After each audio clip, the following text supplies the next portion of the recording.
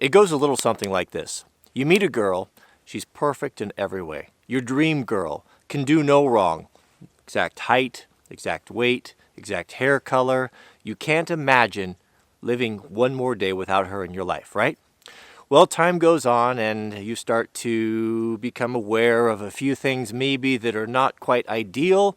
And the more time goes on, well, you get to the point where you can't wait to get rid of her, right? We've all experienced this, right?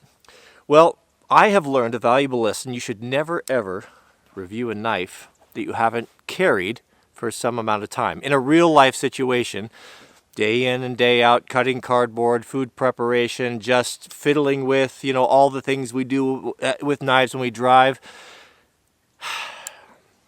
The Bugout, the BenchMade Bugout. Now, I did a video, it's probably only been a couple weeks ago or so, and I really like this knife. It spoke to me in so many ways, and I thought, you know what, this just might be the one. This might be the one that I spend the rest of my life with, right? Well, it is not. Not only is it not, but it has some fatal flaws that bug me to the point where I can't stand, or they're such an impediment for me that I can't carry it. And of course, I'm back to the 940. I should have known better because I was very content with my 940. I had no complaints whatsoever. This is my second or third one, and I've always said for years and years that this is, to me, for my use, the perfect EDC knife. And I've cheated on it with the Bugout. All right, let's take a close look here. Let me show you why it is that I couldn't possibly carry this knife a minute longer. The thing I just can't get past is the handle. The material and the shape and the makeup of the handle. I know there's people that are going to be watching this that are not knife people, and they're just not going to get it. But for me, there's a couple things that I want to have that that I enjoy having. I enjoy playing with, I enjoy looking at. It's my pocket knife and my watch.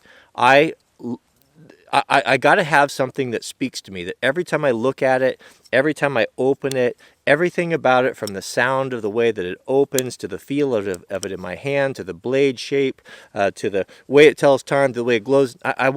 It's got to be something that it's got to turn me on, right? And this plastic, it just bugs me to no end. Listen to it.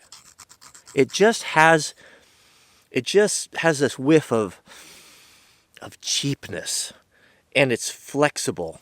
And when I start using this thing, hard use, and look, you can see right here. I mean, I could break this knife. I can hear it cracking right now, and I'm not putting that much pressure, that much force on it. That is a bad thing. That's something that I never have experienced with the 940, because the 940, as you guys know who own it, I mean, it is a absolute tank. Could I break the 940? No. I could not, even if I wanted to right now. I cannot break the 940. There is no flex. It is so strong and so durable, and it has the premium finishes. It's got the aluminum on there that we all like, and it's got the backspacer. It is just, I mean, when you feel it, it's really incredible. It really is a special knife because of those qualities. The premium feel, the touch, the super strength, the super thinness, the lightweight, the way it carries in the pocket. I mean, it is a high watermark. That's why BenchMade is still selling it today in all its variations, because it is, every once in a while, a Michael Jordan comes along, a Mario Andretti comes along, and once in a while, a special knife like this comes along. So I was kind of excited about the Bugout because it was very similar in so many ways, but it is not. It doesn't have that strength. It doesn't have that premium feel. It doesn't give me the warm and fuzzies. It doesn't give me the fizz every time I take it out of my pocket. Actually, it just does the opposite. When I grab it, it's always a disappointment. This knife is a disappointment in my hand. It's a disappointment to use, and it bugs me. I cannot get past that plastic handle. Now, maybe it's my fault. Maybe this isn't being marketed. It wasn't supposed. Well, I don't think so. I mean, what's it called? The Bugout? What does that mean?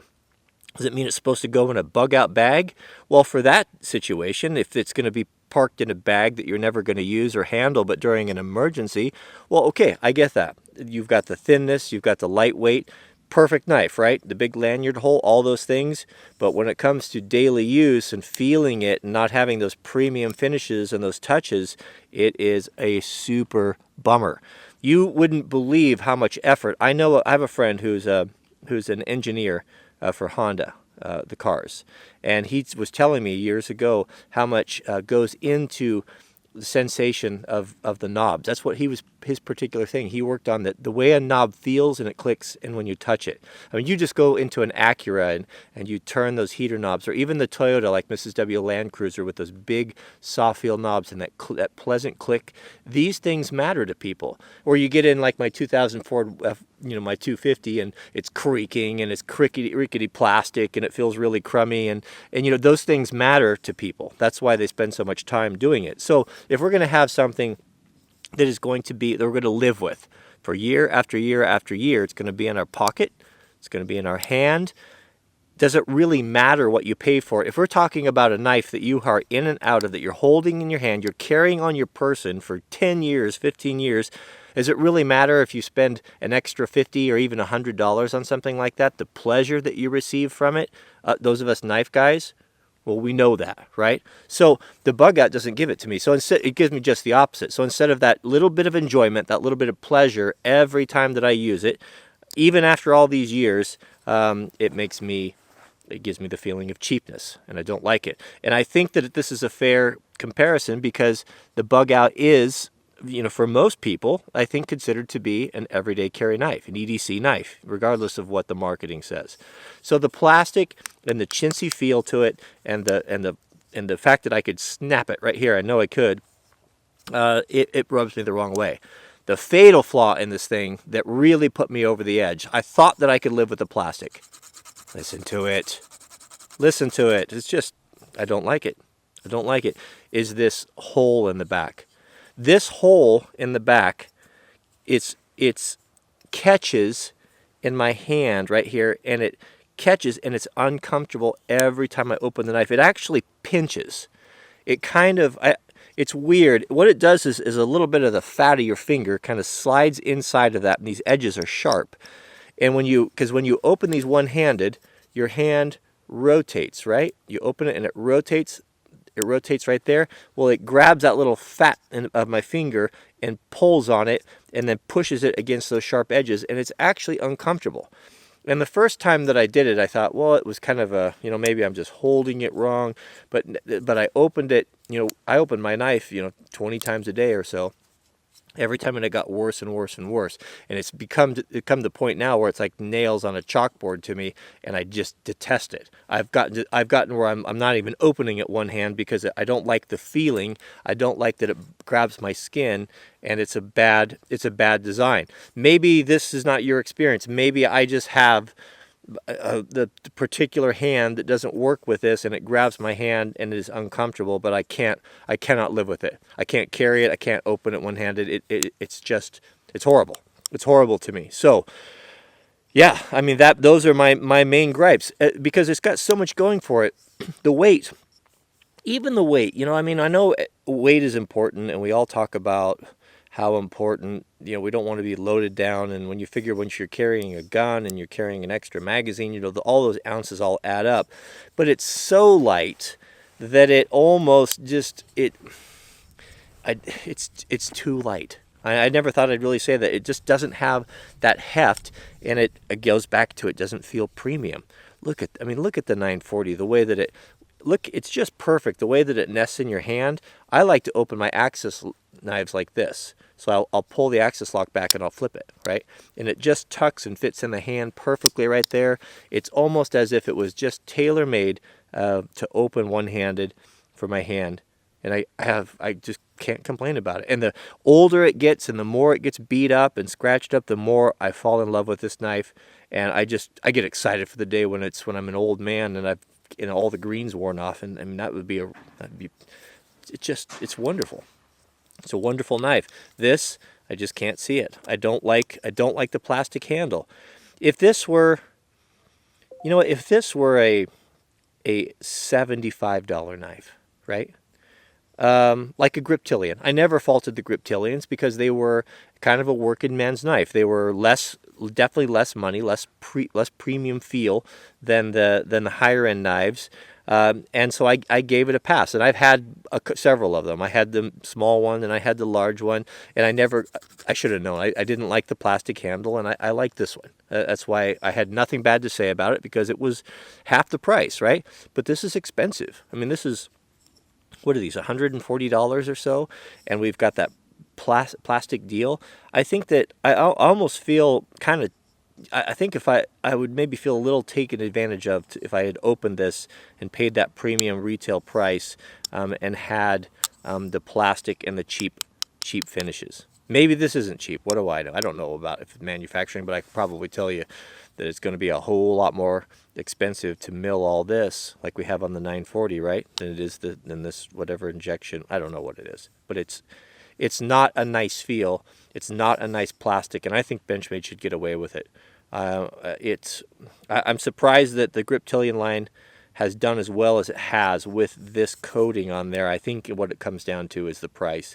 But the combination of that cheap, tinny plastic feel, the weakness of it, and that horrible hole in the back there that pinches the fat of my finger, it is a non-starter and just a no-go.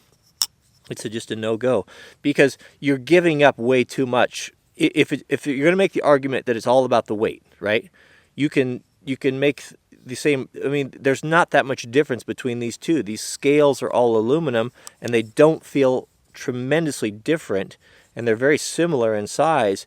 And this just has the feeling of quality, something that's special, something that is cherished, something that you enjoy every time you open it, every time you take it out of your pocket.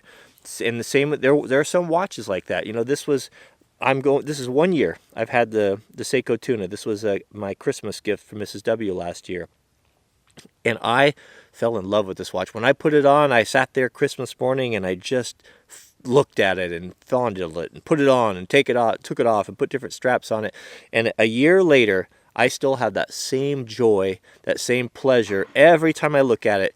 The cost of it, yes, it was an expensive watch, but it's completely forgotten because I just think the world of it. It's been faithful to me. It's been tough. I can work on it with cars. It's just probably one of the toughest watches ever made, and I love it. It gives me pleasure. So it's worth it to me to pay a premium price for something if it does what it's supposed to do and it makes me happy. And these two things make me very, very happy, and I love them more today than I did when I first opened them, and that's a rare thing in this world. So that's my take on the bug out.